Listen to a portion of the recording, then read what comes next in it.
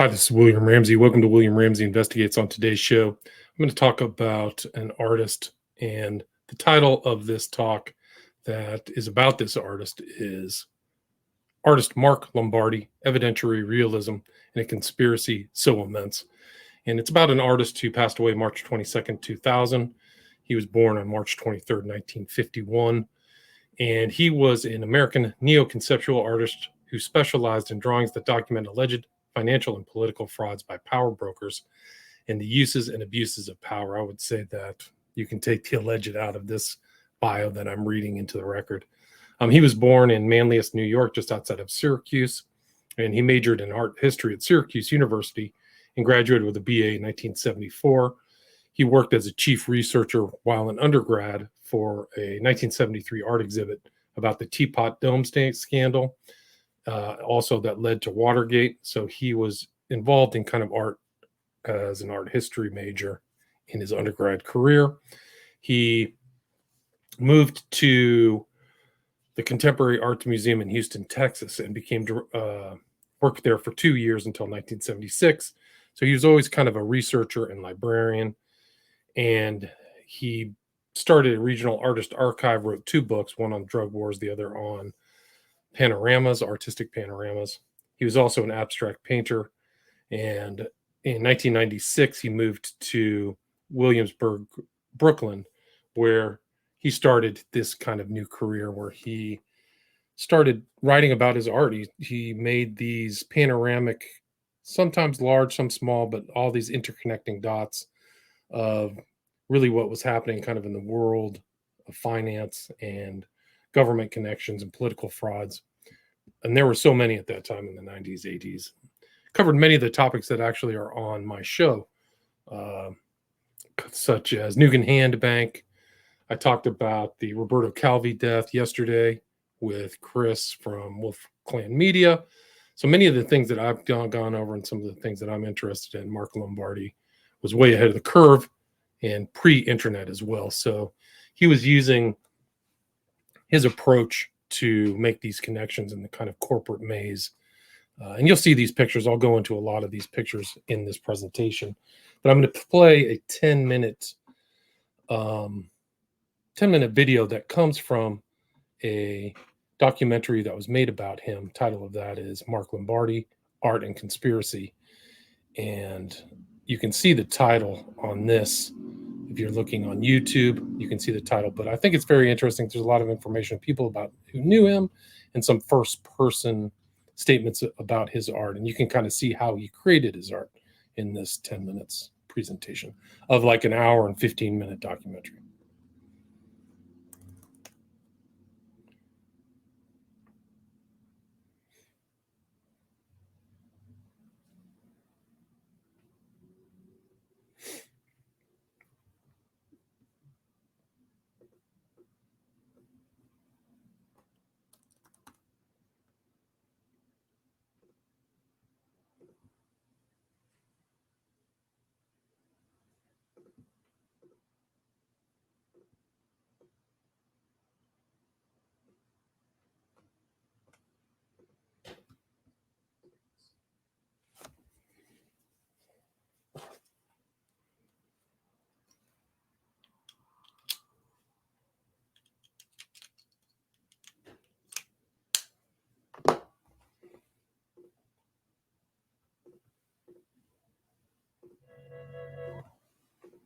Okay, why don't you play? Let's try this again.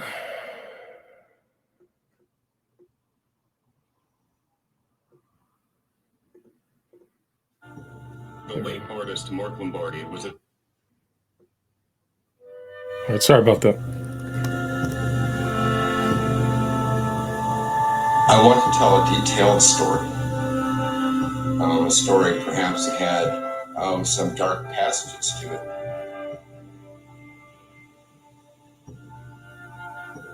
The late artist Mark Lombardi was obsessed with the highest level of political intrigues.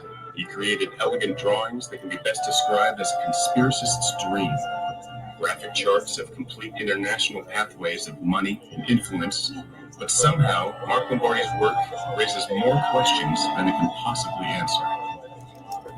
He drew the world. He did a portrait of the world. It doesn't look like the world, but he drew a portrait, a landscape of the world as it operates, the world we're living in now, and the world that's yet to come. And that's frightening and fascinating. We're in Mark's future. We are.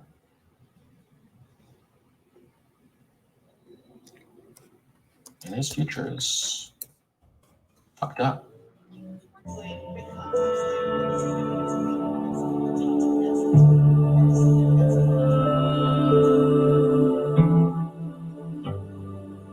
Just a reminder, this isn't the full documentary. This is just clips that I've taken out.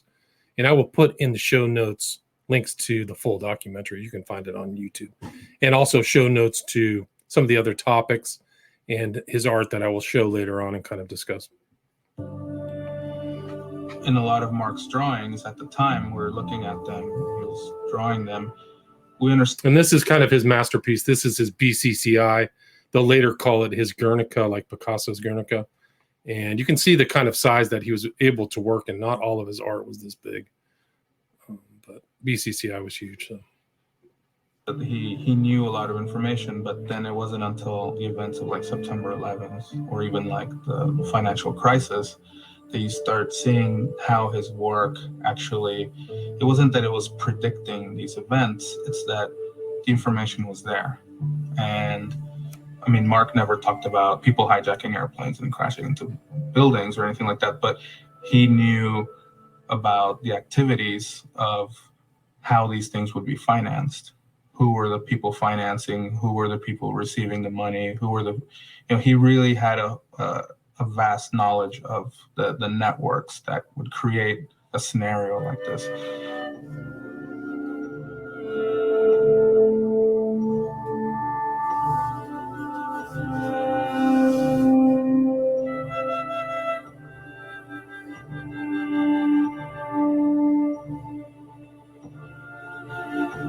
His work was pretty much showing you the abuses of power.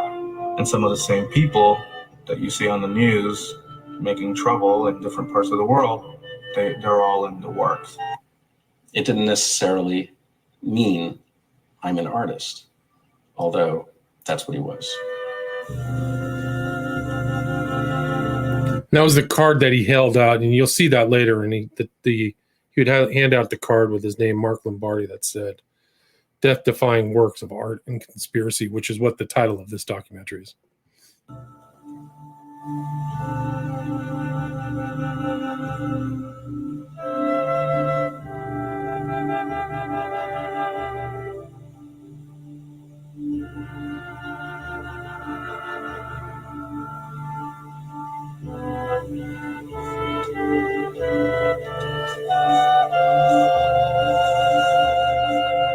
I've been involved in this project really for 4 years. The research started 4 years ago and been drawing for 3 years. First drawings were done in January of 1994. I was searching for a vehicle that would have the graphic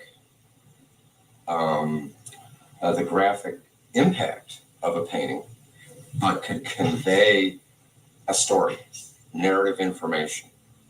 I call these narrative structures. What I do is survey the major published texts. If there's a book about it, or if there's a chapter on a book, or a number of citations about a particular development or bank or political activity that I'm interested in, I will, first of all, come up with a bibliography. Please Xerox the index, and then begin to pick through, looking for corporate and names of individuals in whom I have some kind of an interest or are already in my database. And I will make a card for each one, and then go back to the original book and follow the index and transcribe the information that I think is relevant onto the cards, which form a database. It's all public information. I am just reprocessing it. I am rearranging it in a visual format that's meaningful to me. That's basically what I'm doing. This is one way in which I can map the kind of the political and the social terrain, in which I live.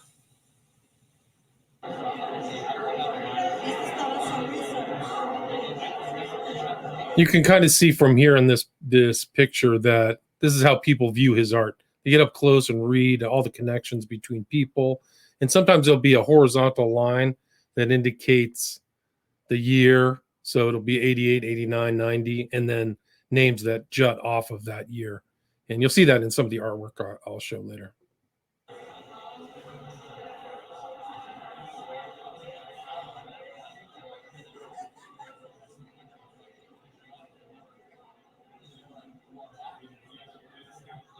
I asked him, I said, well, what kind of work do you do? And he specifically said, I collect information. And he starts showing me all his drawings and his books and his index cards and everything.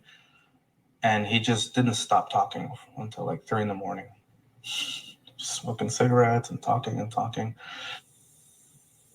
I was getting into information from a number of sources, which I was beginning to get confused by. I couldn't really keep the story straight.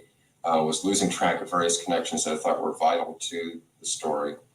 And simply out of near sheer necessity, began doing sketches of corporate organizations, hierarchies, and various political structures to keep the information all at hand. Mark didn't make up Iran-Contra. Mark didn't make up BCCI. Mark didn't make up George Bush and the Harkin Energy Corporation. Those are all real things. They really happened. Mark was reporting on stuff that had gone on, was going on, and no one could see it because everyone had read it, but no one had connected the dots. I hate to use that term because it's so cliche, but Mark literally was connecting information. And we haven't seen the results yet of what he understood.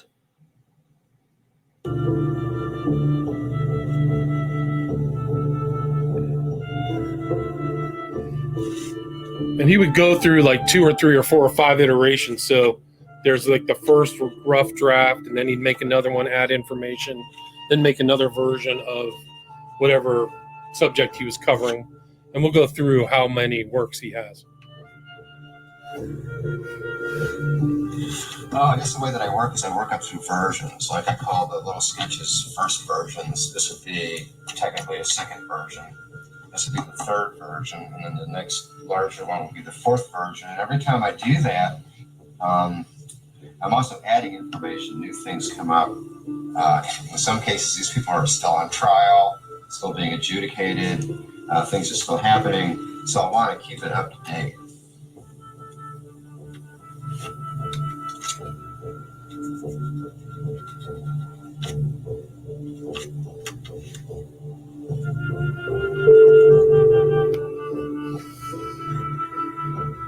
We artists, kind of process the world.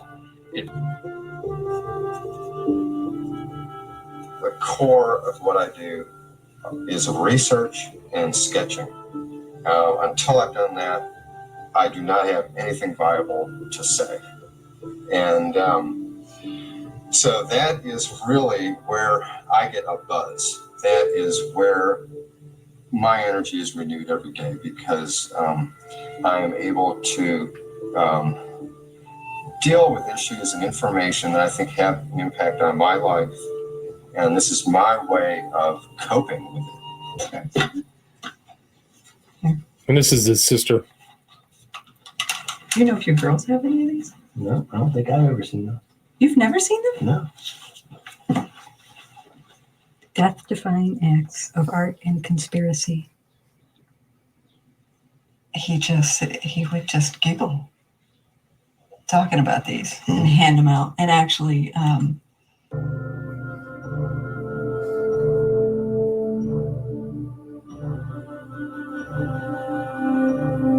I just talked about that subject yesterday. Was Robert Calvi in my discussion with Chris from Wolf Wolf Clan Media. We were talking about Switzerland and all the kind of strange things that happen there. The BCCI piece was so incredibly complex, and there was so much in it. It was Mark's Guernica, and anyone who was in intelligence gathering would definitely be drawn to that piece, because so much of what led up to 9/11 was in that piece. A lot of the characters, a lot of the players were in that piece, whether people know it or not, and they still might not know it. But if the FBI shows up, obviously it's of some import.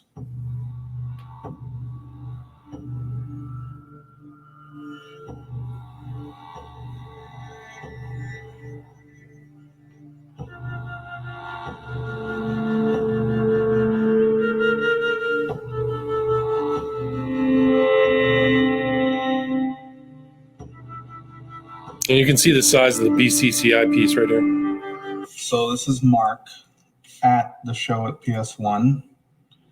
Looks really happy there. And, he's showing his biggest drawing he's ever made. And this is the drawing that he redid after the other one was damaged.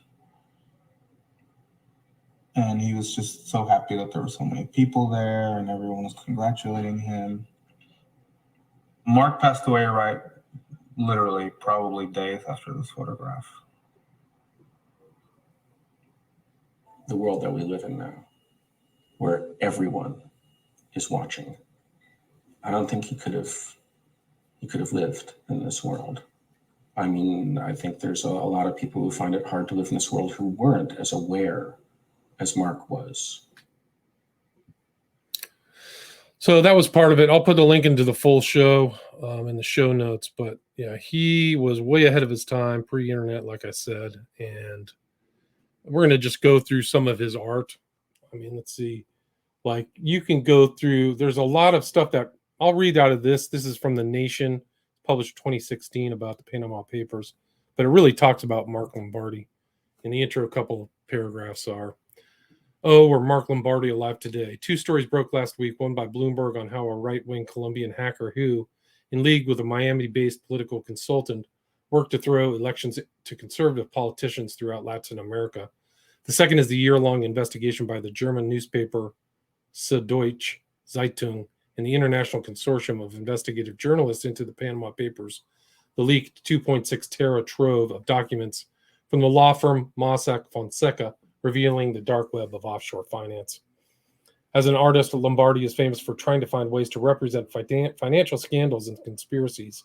Take a look at some of his work found here and imagine what he would do with either the hacker who ran covert teams of coders to execute electronic dirty wars or the information found in the Panama Papers. Lombardi was active through the 1980s and 1990s, and his work was focused on trying to synthesize the information piling up from investigations into scandals such as BCCI, Lincoln Savings, Charles Keating, Iran-Contra, and so on. We can now look back and see those crimes as birthing what we now call neoliberalism, a global political economy defined by deregulated finance and resource extraction and maintained by crime and corruption." So I think that's an interesting. I'll put all links to all of these things in the show notes, and you can kind of, if you're interested, look through them. But we can just go through some of the, I mean, I have tons of information on all his pieces. Like, there's a list of pieces that I will link to. Let's see. And this is the link to the documentary. Marieke Wegener. She was the one who directed this one, the Mark Lombardi documentary that you just saw a piece of. But he just had an incredible list of things. This was one. Let's see if I can pull this up. This was based on, So this is Jerry Bull, Space Research Corporation and Armscor of Pretoria, South Africa, 1972, 1980. For people who don't know who Jerry Bull was, he was working for Saddam Hussein, trying to create some large kind of howitzer, like a huge weapon that they would point toward Israel. And Jerry Bull ended up dying pretty suspiciously, I think in Amsterdam or something like that. He was going into his apartment and didn't make it. But these are good examples of kind of how he was how he was thinking, all these connections, people. So that's one piece. Here, I can just read from it. In this drawing, the infamous ballistics inventor Jerry Bull and his company Space Research Corporation are linked with the South African state-supported Arms Development Corporation, Armscor, and the names of individuals and events related to both are spelled out neatly. Trained as a librarian, Lombardi conducted extensive research on corporations, financial transactions, and politics, and filed his findings on thousands of index cards. And he was murdered in Montreal. Okay, I didn't know that. There were 14,000 index cards that Lombardi had compiled, and the records of those are somewhere, and people have wanted to see them. Like, somebody showed up after 9/11 and wanted to see Lombardi's work and talk to some curators about getting to Lombardi's cards. There's like stories about some of the cards about Bush are missing. Like, he did a bunch of stuff on Bush and Harkin Energy, and I'll see if I can find that. But those ones on Harkin Energy supposedly in his cards have disappeared. So yeah, here it is. This is, I wonder if I can get this to enlarge. This is George Bush, Harkin Energy. But you can see how ornate some of these really get. I wish I could pull that up, but that's not going to work. Let's see. I do have some here. So there's Jerry Bull.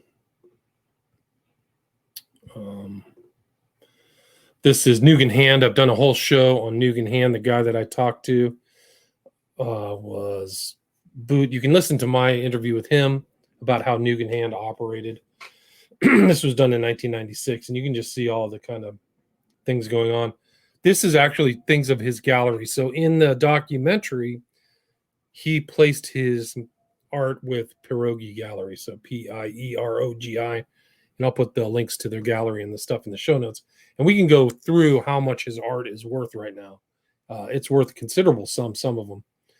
Here's World Finance Corporation Miami and Nugan Hand, so you see the connections between those. You can see the two horizontal lines, so he's putting times and dates in there. And it just shows this shady overlaps. I think World Finance went kaput and stole $40 million, was missing or something like that. Nugan Hand went belly up, and they found, I think it was Hand under a fake name in upstate Idaho or something, like really crazy stuff. So here's another version, Nugan Hand Bank, Sydney, Australia. I've talked about that in my past shows. EATSCO, Egyptian American Transport and Service Co., 1979. Thanks, Bonnie. I appreciate that. I mean, there's a lot of research, and like I said, I'll put all these links in the show notes so people can go through. Bill Clinton, China Resources. So you see the connections there. That was done in, I don't know what the date is. Fifth version, Nugan Hand Bank, Sydney, Australia. This doesn't come through very well, but you can find a lot of pieces of his art. And I have a list somewhere. I'm going to pull it out. It's a piece, Nugan Hand, detail, Indian Springs Global. And his research actually overlaps with Danny Casolaro. I've done a show about him, and he was kind of looking into the same stuff Lombardi was. This whole, Casolaro called it the octopus. I don't know what Lombardi called it. But here's George W. Bush, Harkin Energy, Jackson Stevens, 1999.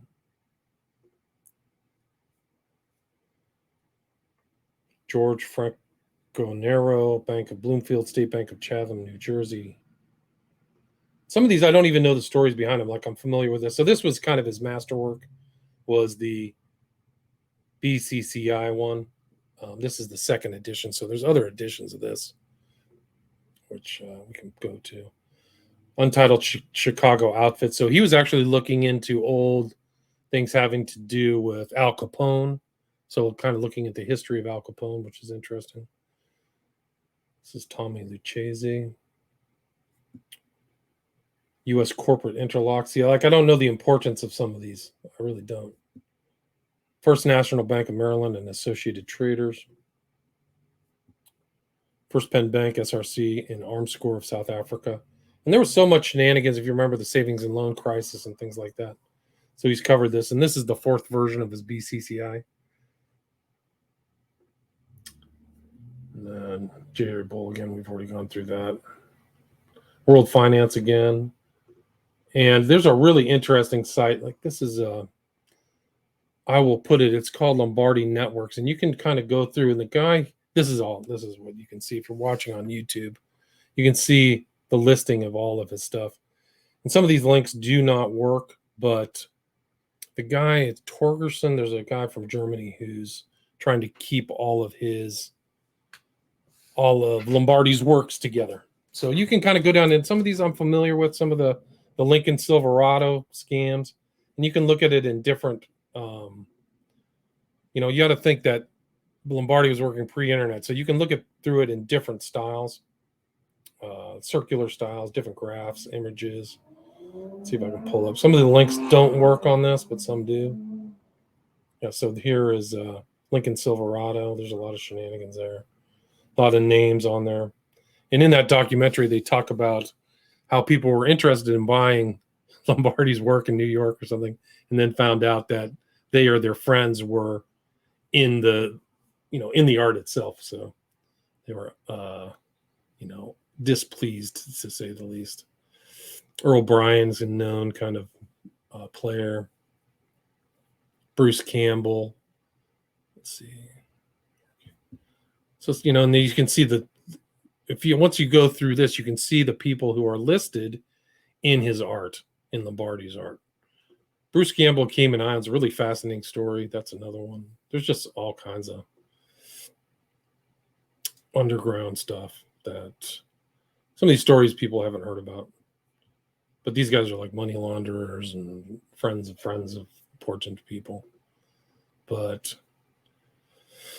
like I said, some of these, I don't know the relevance or connections between some of these groups. He seemed to be very interested in South Africa, South African kind of parapolitics, underground money and things like that. Trafalgar House cementation. He was looking at things happening in, I think it was Indonesia.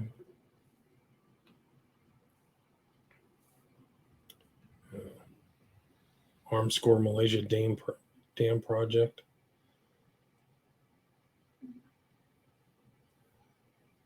London, Johannesburg, and Kuala Lumpur. I guess it's Malaysia, not Indonesia. Let's see if I can find some better stuff here. Let's see. I think we already kind of went through that. MoMA, I'll put the link in here too to the Lombardi stuff. You can see that some became much more ornate and some were smaller. This one's titled Butchers ESM.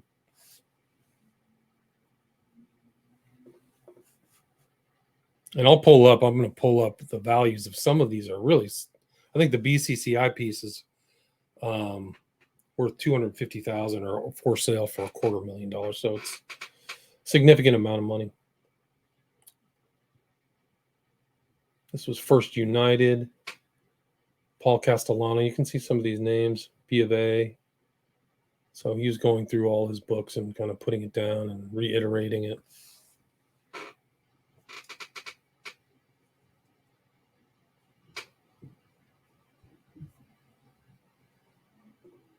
Some of these I don't know the significance. Hernandez, Cartaya, I don't know who this is.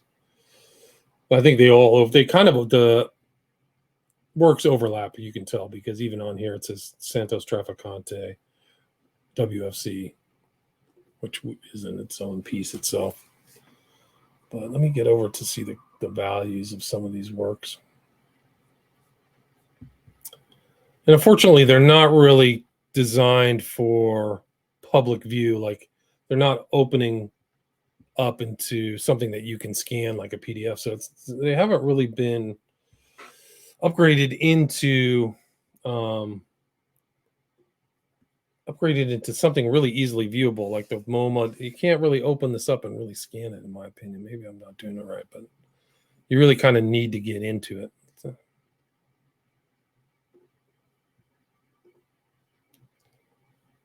yeah, let's see if I can pull up the Mary Carter Resorts. So Resorts International came up in my conversation with Chris yesterday. So it made me think of the research that Lombardi had done.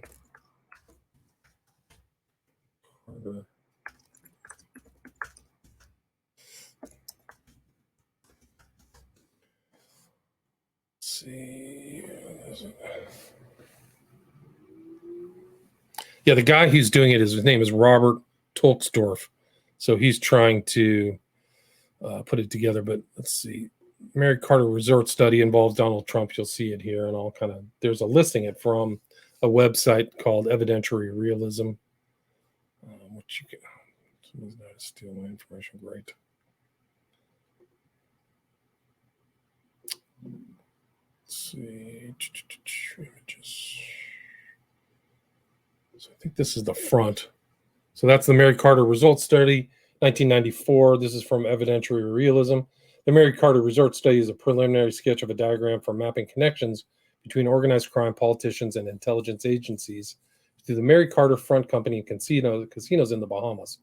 Mary Carter Paint Company, which operated a national chain of paint stores, was to function as a covert CIA money laundering operation. The company was set up in the early 1950s by then CIA Director Allen W. Dulles and New York Governor Thomas E. Dewey, a political functionary in the so-called Rockefeller Republicans. In 1958-59, Dewey and a number of associates used CIA funds to buy the Crosby Miller Corporation, headed by Dewey friend James Crosby. After the merging of the companies, the name was changed to Resorts International in 1968, and it ran casinos in the Caribbean. Jim Crosby was an alleged CIA frontman who later founded a private security company called Intertel, whose clients included dictators in Iran and Nicaragua. When Crosby died, his family sold the Resorts International to Donald J. Trump. That's what we talked about last night. In 1987, in his own memoir, The Art of the Deal, Trump proudly described how he bought his first casino interests when he purchased 93% of the Resorts International gambling concern. Mary Carter Resort Study investigates evidence of social, political, and economic transactions. Depicting evidence in the form of networks evokes the interconnection of information as a primary material of investigation. The linking, tagging, archiving, and cross-referencing of fragmented information is used as a creative practice to decode highly complex social and financial relationships. The resulting detailed and delicate geometrical drawings provide a nuanced understanding and immediate visualization of the complexity of global power structures. So, pretty interesting stuff. Go back to my list. Let's see if I can find that. Panama Papers. What happened to that other one? I think it's this one. Trafalgar House. There's just a lot. There's so much material. But his death was kind of suspicious. Like if you saw the intro video, you could tell that he was like happy and alive at an art showing, and then 2 days later, he decided to hang himself in his apartment, supposedly, and his mother is very suspicious. She says something's wrong, like he wouldn't have done something like that, and somebody said it was about love, but he seemed to be very self-centered at that time in his life, that he was really just working on his work. And then after September 11th, an FBI agent showed up at the Whitney Museum of American Art to consult the drawings of Mark Lombardi, and they wanted to find the connections between Osama bin Laden and various Saudi and American commercial interests. So the FBI showed up to look into some of the stuff he said, and like people said, they wanted to see his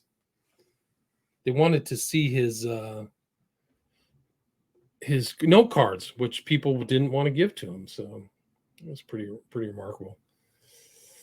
And as Lombardi's mother Shirley said, it always bothered me just exactly how the FBI knew it was there. So his mother, who's still alive, I think. Like I said, there's 14,000 cards. Let's see.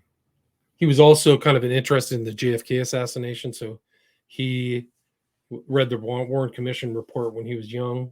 So he seemed to be a bit precocious and really kind of knew the background of BCCI a lot, which was why that was kind of his number one piece of art.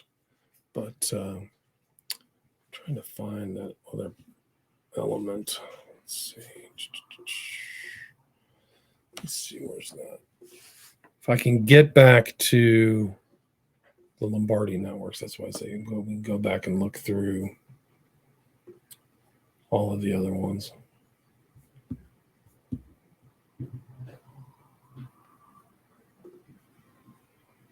Let's see, Lombardi network.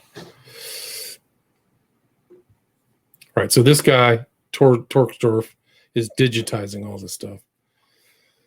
But you just see all these things and they overlap. Chile, Hernandez Cartaya, Zurich, Lockheed, Phil Schwab, Vatican Bank, and Rizzoli. Let's see what this one looks like. So I think he was kind of before his time, kind of like an internet or pre-internet researcher who, really wanted to try to figure out what was going on in the world. All right, I remember Banco Ambrosiano, so that was it. But there's a lot there. I recommend people go look at that documentary. Let me see if I can get those prices up. If I can find it. Prices of his art right now.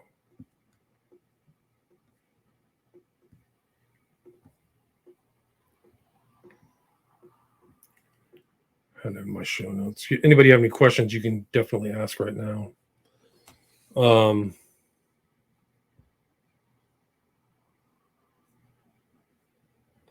is that? I had it somewhere where I had his prices of his current art.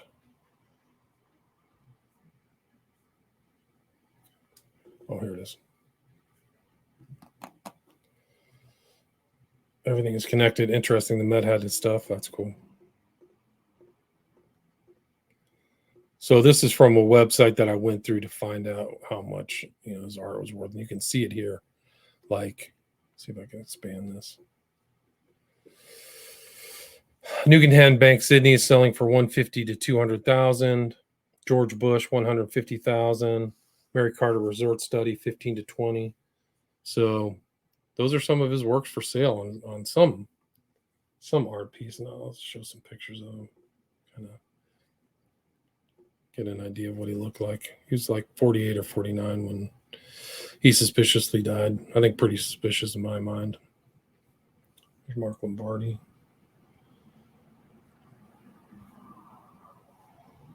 And here's kind of where you can find this documentary, which like I said, for the 15th millionth time, I'll put in the show notes.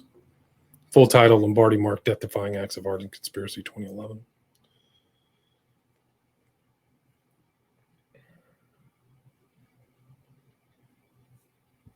And one thing, there is an art book too of his that I just found out. There's actually a Kindle version for $9.99 of the same thing, I believe.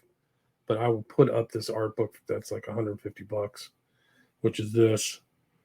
Mark Lombardi, Global Networks, 2004, Robert Hobbs. I guess you can get a used one for $122. But I believe that I just saw that there's actually a Kindle version of it. So I'll try to put that in the show notes as well. Some of these pictures, I think the BCCI, I might be able to get this to look good on YouTube. Let me see if I can pull this off. You can just kind of see how big this is. I don't know what iteration of it doesn't really come through. I don't know what iteration of this it is, but you can see this. The center lines have dates. So you'll see 70, 76, 78, 79. BCCI, and then all that stuff. So 72 to 92, sorry. And BCCI was a massive scandal. Billions of dollars were lost, but tons of shady deals and shady financing, just incredible amounts of, stuff. The other one is Banco Nacional de Lavoro, Reagan, Bush, Thatcher, arming of Iraq, 1979, 1990. So he kind of had a handle on a lot of pure political subterfuge. Let's see if I can get the Nugan hand up.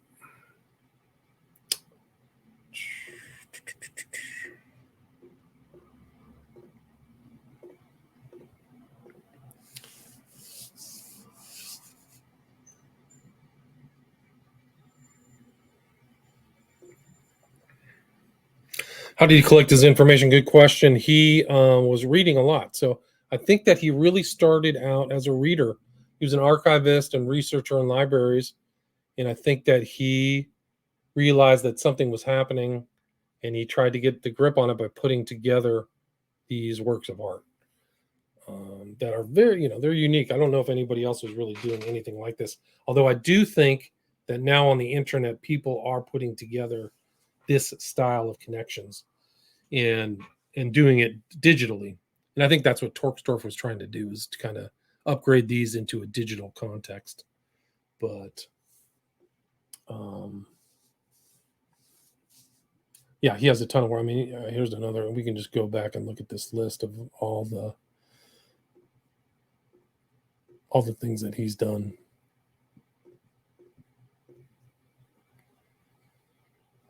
And some of these, I don't know their relevance. I don't know what their corruption or finance or things like. I don't have a full pride. I mean, I know BCCI, Nuke Hand, all these things, but some of these other ones I just don't know.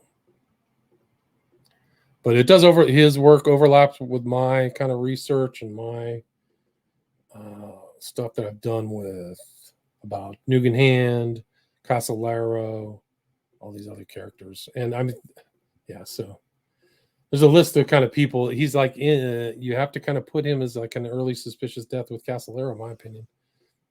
There's a couple other ones too. If I can't remember who else. There was 2 other kind of researchers who died around that time.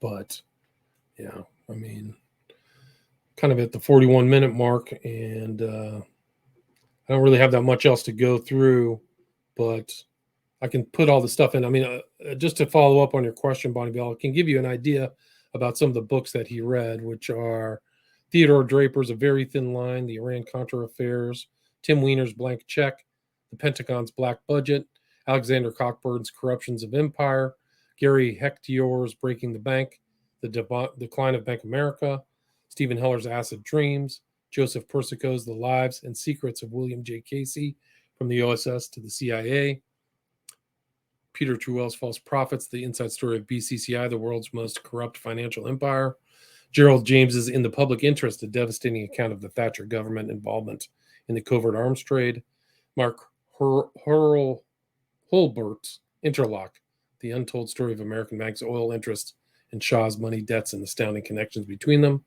Gary 6, October Surprise, Tom Berry and Deb Preuss's The Soft War, The Uses and Abuses of U.S. Economic Aid in Central America, so on and on.